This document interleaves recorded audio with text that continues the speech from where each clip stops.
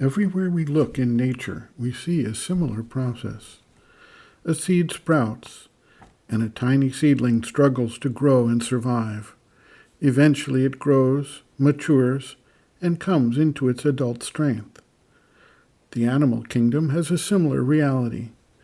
The newborn animal has to develop its body, its vital strength, and whatever mental capacities it is intended to have over time, through embedded processes which we call instincts, through experience, and through education in some cases.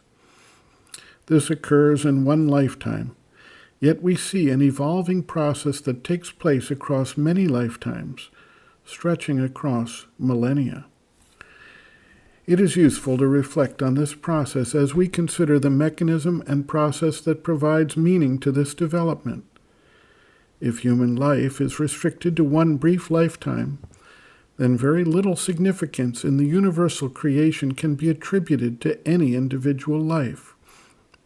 We might assign significance to the human race as it grows and matures through the action of individuals as they contribute to the larger human story.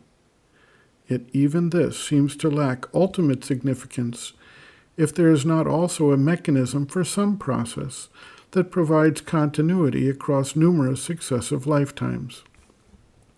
Sri Aurobindo has provided an extensive review of the various options in rebirth and karma, in addition to the detail he provides in The Life Divine, in chapters devoted specifically to this subject.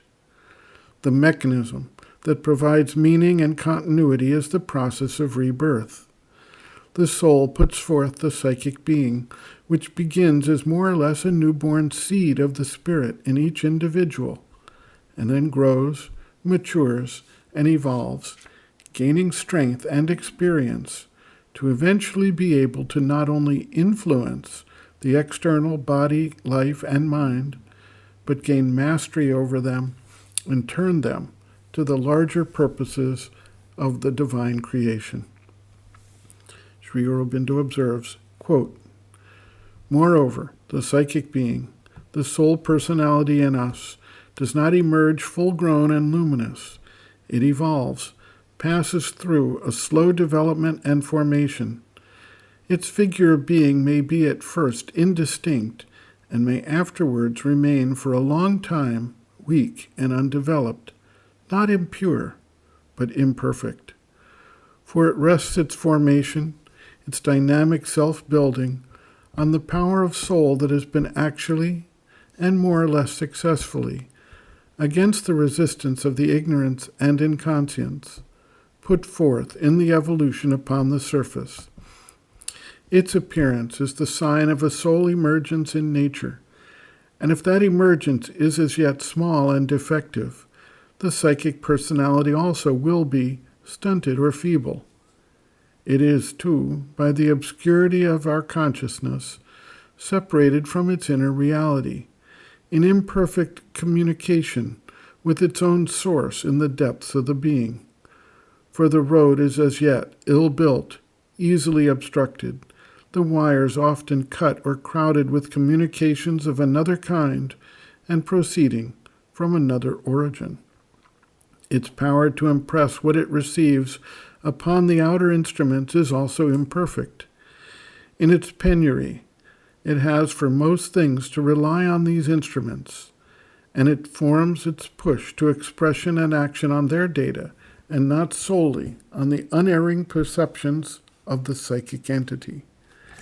In these conditions, it cannot prevent the true psychic light from being diminished or distorted in the mind into a mere idea or opinion, the psychic feeling in the heart into a fallible emotion or mere sentiment, the psychic will to action in the life parts into a blind vital enthusiasm or a fervid excitement.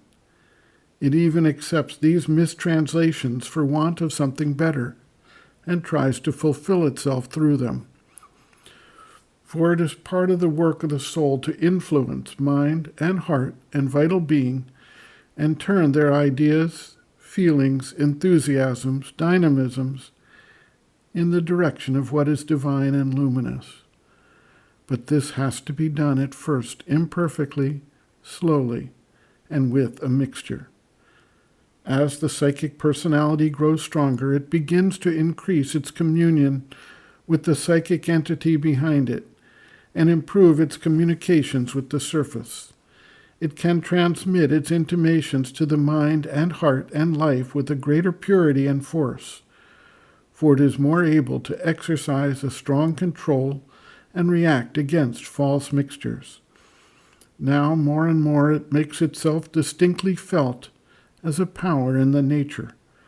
But even so, this evolution would be slow and long if left solely to the difficult, automatic action of the evolutionary energy. It is only when man awakes to the knowledge of the soul and feels a need to bring it to the front and make it the master of his life and action that a quicker conscious method of evolution intervenes and a psychic transformation becomes possible. End quote. Reference: Sri Aurobindo and the Mother, The Psychic Being, Soul, Its Nature, Mission, and Evolution, Section 2, Role, Function, and Action of the Psychic, pages 54 to 56.